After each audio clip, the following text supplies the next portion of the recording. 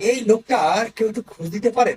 আমি শুধু দেখতে চাই এই ভদ্রলোকের জিহ্বাটা কতটা পাতলা হয়ে গেছে। তোমাদের মতো মেয়েরা যারা একটা খোলা মন নিয়ে বড় হওয়ার চেষ্টা করছে, তাদের সেই যে নারী স্বাধীনতা, সেটাকে সম্পূর্ণভাবে ধ্বংস করে দেবে। মানে এত চাটতে চাটতে জিহ্বা আর কিছু আছে কিনা সেটা দেখার বিষয় আছে।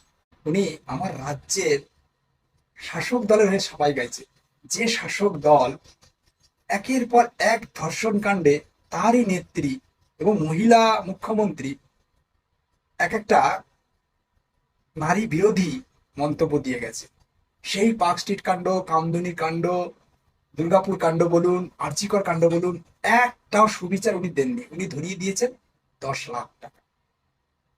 উনি কখনো বলে দিয়েছেন আগেই প্রেগনেন্ট ছিল, ভালোবাসা ছিল। উনি কখনো বলে দিয়েছেন শরীর থাকলে যেমন সর্দি কাশি হয় সেরকম ওটাও একটা বিষয়, যেটা হতেই পারে।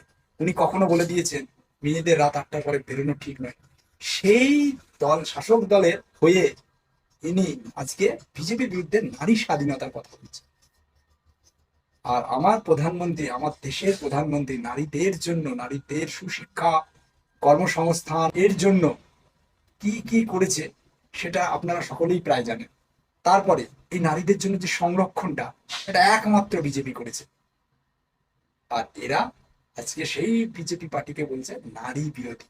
এরা বলছে বাঙালিদের বাঁচতে দেবে না।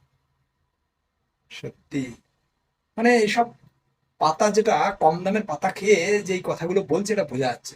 বলছি কাকু, পাতাটা একটু কম দামে হয়ে গেল না?